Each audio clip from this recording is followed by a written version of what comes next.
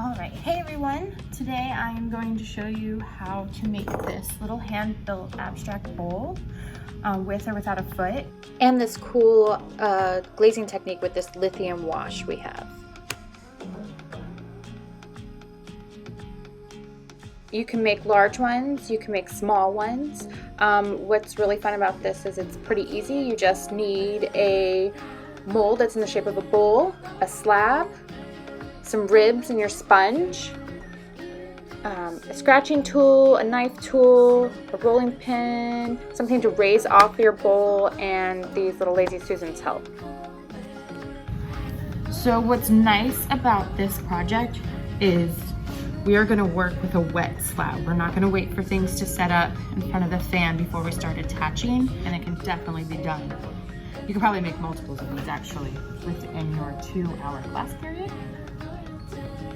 So like with any good hand building project using slabs, you need to compress both sides.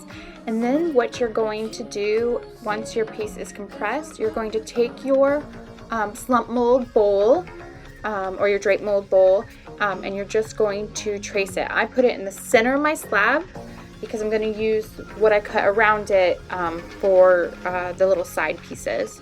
So I will cut that out. It does not have to be perfect. It's already compressed. I'm going to use the nice clean side to put on the inside and then start pushing on the outside. And you just spin it and compress it down so that it's on your mold. I took my ring off because I kept putting little divots in my clay.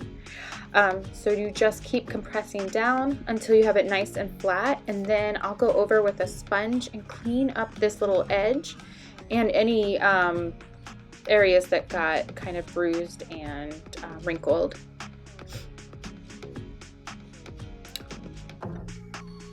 Once you have your piece on there, we're ready to work on the sides. All you do is kind of cut some squiggly slabs from your already rolled out, and then thin out the edges. You don't have to do this step, this is just an extra step, but I find that when it's thinner, it's a little more attractive than when it's thick, unless you're going for a certain look. So I will thin that out on both sides and recompress because I've changed it. And then once I'm happy with that and it's nice and clean, I like the shape. No pointy edges. Remember, sharp things beforehand get sharper after they're glazed. And then I just clean it up, and I'm going to scratch on the top because that's the nicer side. I use this little scratching tool Brent made me. It's pretty great. It's just needles inside of a cork and then glued.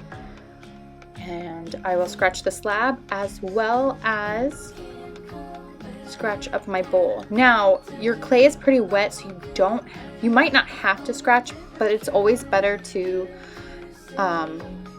just reinforce it by scratching and attaching. Why take a chance of it messing up? So cutting around that round part allows it to wrap around your piece better. Now see, I made mine too thin and it tore. Who cares? I'm cutting it off. This is an abstract bowl. It does not have to be perfect. Then I will compress and pat. I'm using my damp sponge just so that I'm not leaving fingerprints in it.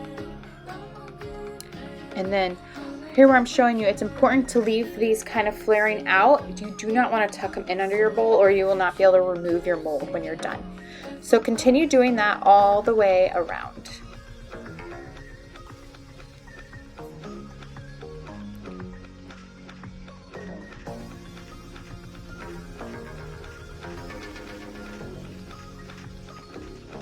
This one I've just done too large, and then I'll do a smaller one to attach, but you could do short. You can have like 15 little tiny slabs going around. I've never done that, but I think that could look cool, maybe like a flower. I don't know, take your creativity to the next level.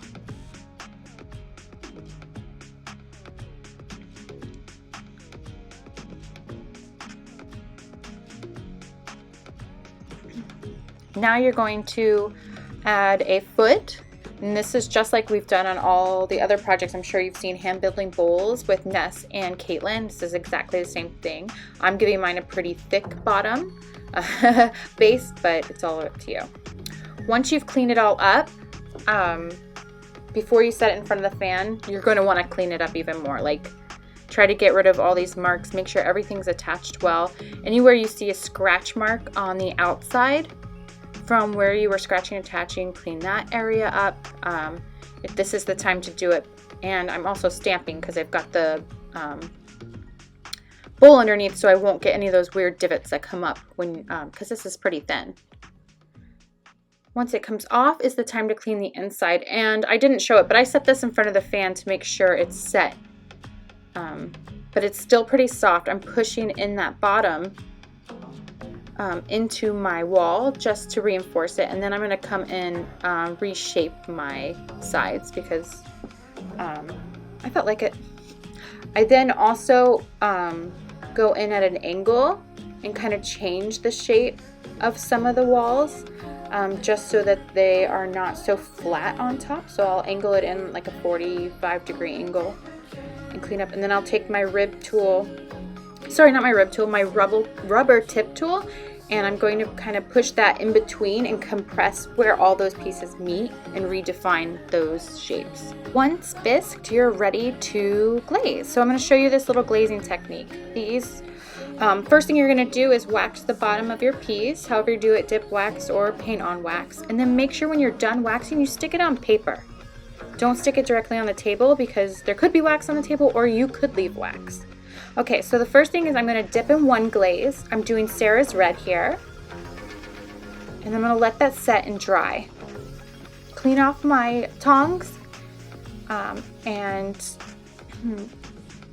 wait to do the next one. You see where it's shiny here? It's not dry enough. Now, notice this piece, this side where it's still glossy is much thinner than the other side. It's going to take longer for the glaze to dry because it's so thin. The bowl itself isn't going to absorb the water from the glaze. It's got to dry naturally. So you're going to let that sit in front of a fan or whatever you have to do to get it to dry for the second layer. And then I'm going to dip it in John's yellow.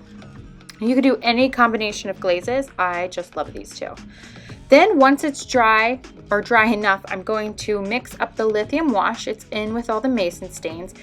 And I am going to then do small amounts of drips on my bowl on the inside. The key here is to not get the glaze from your bowl back into the lithium. So you're barely going to touch it.